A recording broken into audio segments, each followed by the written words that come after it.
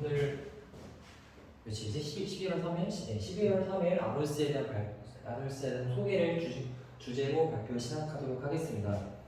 네, 일단 ROS의 개념과 ROS의 개념과 특징 그리고 구조 그리고 이걸 해볼 만한 여러 가지 다양한 토익 프로젝트와 그리고 이제 그 ROS의 개념에서 항상 언급되고 있는 이 메타 운영 체제란 무엇인지에 대해서 말씀드리도록 하겠습니다. 일단 ROS는 위키에 다음과 같이 나와 있습니다. ROS는 로보니아 공개 소스 메타 운영 체제라고 나와 있는데요. 이게 지금 ROS는 일반 운영 체제에서 제공되는 하드웨어 추상화, 저수준 기기 제어, 빈번히 사용되는 기능들이 구현되어 있으며 프로세스 간의 메시지, 패키지 관리 기능 등을 제공한다 라고 나와 있습니다. 네. 이 ROS라고 하는 이런 운영 체제 같은 경우는 여러 가지 측면에서 볼 수가 있는데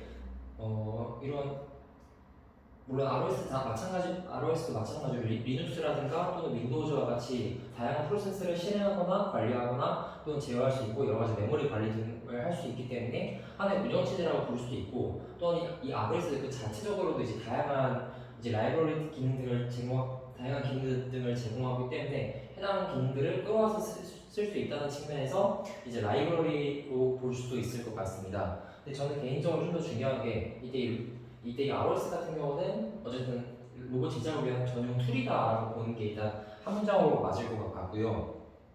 네, 저 예시를 한번 들어보겠습니다. 예를 들어서 이제 보통 RPG 게임 같은 걸 만들 때 보통 처음부터 이제 뭐 자바라든가 이런 C++ 같은 걸 이용해서 처음부터 하나하나 단계를 쌓아나가서 거대한 아키텍처로서 게임을 만드는 경우도 있지만 하지만 이제 그렇게 게임을 제작하는 경우는 이제 너무 진입장벽이 높기 때문에 이러한 RPG를 제작할 수 있는 전용 툴이 있는데 그 대표적으로 바로 RPG 메이커라고 합니다. RPG 메이커로 만들어진 대표적인 게임 등이 이제 보통 한 번쯤 들어봤을 이제 아온이라든가 또는 이러한 그 마녀의 집 같은 게임 같은 경우는 이제 이런 RPG 메이커라고 하는 전용 게임 제작 툴을 이용해서 만들었기 때문에 좀 더 빠르고 다양하게 만들었으며 이제 저희 같은 일반 사용자들도 이런 RPG 메이커 등을 사용해서 다음과 같은 어느 정도 수준이 있는 이런 게임들을 만드는 것이 가능합니다.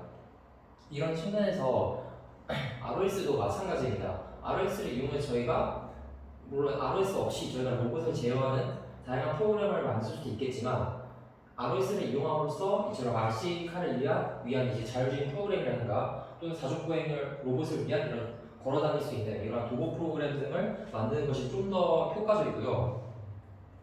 그리고 아까 그 게임 예시로 좀 더 돌아가 보겠습니다. 아까 그런 게임 같은 경우는 이제 물론 윈도우 위에서 이런 게임이 돌아갈 수 있겠지만 만약에 리눅스 환경에서도 이 아이오닉 아까 말했던 와온이라든가 이런 마녀의집 같은 게임이 이렇게 작동할 수가 있었는데요. 즉 해당 운영체제에 맞게 새롭게 호환이 되도록 그 RPG 메이커에서 그런 걸 이제 지원을 해줍니다. 마찬가지로 저희가 만약에 ROS를 기반으로 뭐 자율주행 프로그램을 만들었다 쳐도 이때 뭐 예를 들어서 제슨 나노라고 하는 이런 싱글보드 컴퓨터를 탑재해서 RC카를 만들든 아니면 라즈베리 파이라고 하는 이런 싱글보드 컴퓨터를 탑재해가지고 RC카를 만들든 이 프로그램은 지금 다양한 어떤 모듈을 써도 그러니까 모듈을 교체해도 해당 호환이 가능하다는 장점이 있습니다.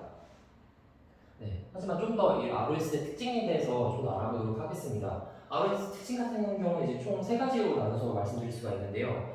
첫 번째는 모듈화, 두 번째는 슬랙이나 이런 내비게이션 등 다양한 오픈소스를 제공하고 있다. 세 번째는 결합 시간과 유지보드 시간이 매우 단축된다는 것입니다.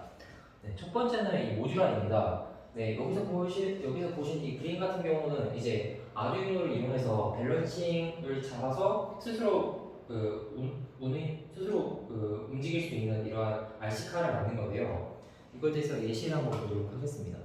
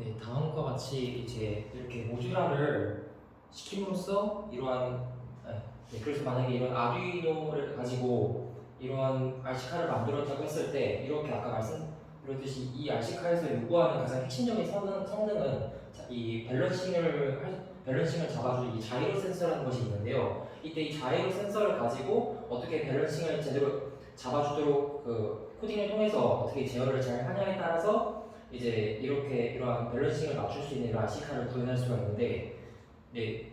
근데 만약에 이런 RC카를 구현했을 때 예를 들어서 이러한 자이로 센서를 뭐 A사에서 만든 자이로 센서에서 뭐 B사가 만든 새로운 자이로 센서를 교체한다고 했을 때 만약에 ROS라는 것을 사용하지 않았다. 그러니까 이러한 로봇 전용 운영체제를 사용하지 않았다고 한다면 이때 운영체 이렇게 센서를 바꿈에 따라 그에 따라 호환성이 깨져가지고 새롭게 설계를 해나가야 되기 때문에 즉 호환성이 많이 떨어지면은 부품 하나 바꿨다고 해서 또 다시 코드를 다시 설계하고 다시 아키텍처를 구현해야 하는 이렇게 좀 더 많은 노력이 필요합니다. 즉 그래서 이게 모듈화가 뭐냐면 바로 이게 규격이 잡혀 있어서 호환이 가능하다. 즉 모듈을 자이로 센서를 뭐 딴 걸로 바꿨다 할지라도 똑같이 동작을 보장한다라고 볼 수가 있습니다. 네, 두 번째 같은 경우는 슬램이라든가 이런 내비게이션 등 다양한 오픈소스를 제공한다라는 것입니다. 판다스를 많이 사용해 보셨다면은 뭐 예를 들어서 데이터 분석을 할 때 보통 판다스라고 하는 파이썬에서 보통 데이터 분석을 할 때 판다스라고 하는 라이브러리를 사용하기도 하고 또는 선형대수에서 어떤 문제를 해결할 때 이런 넘파이라고 하는 라이브러리를 사용합니다. 저희들은 이렇게 판다스라든가 넘파이 같은 라이브러리, 그러니까 공개 오픈 소스로 되어 있는 이러한 라이브러리를 사용했기 때문에 굳이 여기서 제공하는 기능들을 저희가 일일이 설계할 필요가 없다는 장점이 있습니다. 저희가 뭐 데이터 분석을 할 때 그냥 해당 패키지에서 어떻게 사용하는 그 방법만 저희가 이제 습득을 하면은 굳이 여기 판다스라든가 넘파이 그 안에 있는 내부 동작에 대해서는 이제 크게 저희가 신경을 쓰지 않아도 된다는 것입니다. 즉 네, 그러니까 요약을 드리자면은 저희가 이제 뭐 슬램의 전문가일 필요도 없고 내비게이션 전문가일 필요도 없다는 것입니다. 그냥 저희가 아까 위에서 말씀드렸듯이 판다스라는 넘파의 내부 동작에 대해서 일일이 공부할 필요가 없고 그거에 대해서 구현할 필요도 없고 그 라이브러리 오픈소스로 개방되어 있는 라이브러리 끌어다 와가지고 그냥 그 사용법만 배우고 어떻게 그 슬램이랑 내비게이션 어떻게 사용할지 그거에 대해서 가장 간략한 이제 코드만 사용을 할 수 있다면 해당 슬램이랑 내비게이션 등을 저희가 쉽게 구현하는 것이 가능하다는 것입니다. 세 번째는 이제 개발 시간과 유지보수 시간이 단축된다는 것입니다. 아까 위에서 말씀드렸던 것처럼 이렇게 오픈소스가 공개된 게 많이 있기 때문에 그냥 그걸 끌어다 와서 공식 문서 보고 그냥 쓰면 되기 때문에 네, 이제 이렇게 시간이 빨리 압축이 된다는 것입니다. 네, 그리고 이제 그 ROS의 이제 특징까지는 설명드렸고요. 그리고 이제 ROS의 그 적용 시스템의 동작 구조를 보면은 네. 제가 맨 처음에 이제 공부했을 때 ROS도 어쨌든 운영체제이기 때문에 그냥 독자적으로 ROS만 있으면 되는 줄 알았는데 이제 보통 근데 이 ROS를 구현할 때 이제 리눅스라고 하는 기본 퍼스널 컴퓨터에 호환이 되는 리눅스를 깔고 그리고 그 위에다가 또 ROS를 탑재하는 형식으로 띄고 있습니다. 그래서 여기 밑에 보여드리는 운영체제 같은 경우 리눅스고 그 위에다가 ROS를 탑재해가지고 다양한 하드웨어나 컨트롤러를 저희가 제휴하고 그리고 이제 그런 현대 제어에서 많이 사용하는 컨트롤러, 액추에이터, 센서 등을 이제 저희가 능동적으로 호환하고 그리고 피드백을 받아서 새롭게 제어를 할 수 있는 것을 구현을 할 수가 있습니다.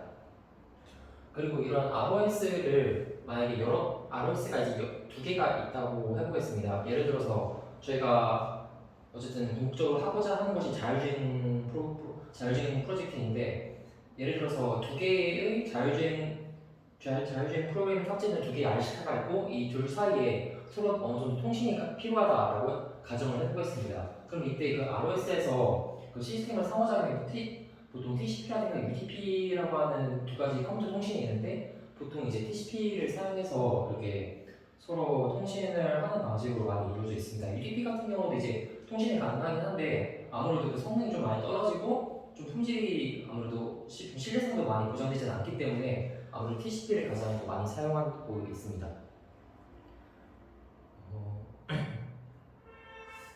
그리고 이제 ROS는 이제 하드웨어를 직접 구동하는 것보다 이제 데이터와 알고리즘 처리를 통한 결정이나 제어에 초점을 맞추고 있다는 것을 좀 더 말씀드리고 싶습니다. 그러니까 무슨 말이냐면 아까 하드웨어에서 저희가 그러니까 일일이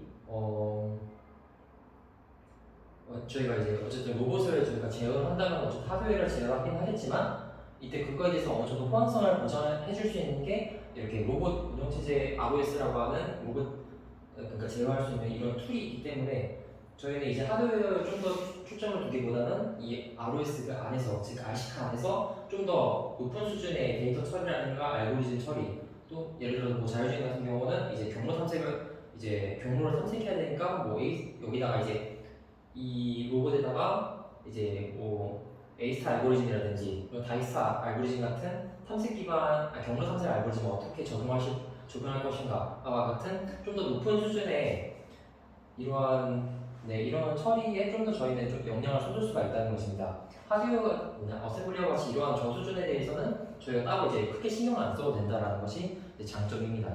네. 그리고 이제 좀 더 주변적인 내용에 대해서 말씀드리면은 저희 이 ROS 같은 경우는 이제 솔직히 좀 아직 우리나라에서도 많이 그렇게 각광받지도 않고 있고 조금 아무래도 커뮤니티가 좀 활성화되어 있지 않은 게 사실입니다. 그나마 이제 네이버 카페 같은 경우는 이제 이 오로카라고 하는 곳에서 이제 그나마 좀 약간 활성화가 되어 있는 상태입니다. 네, 이상으로 발표를 마치도록 하겠습니다.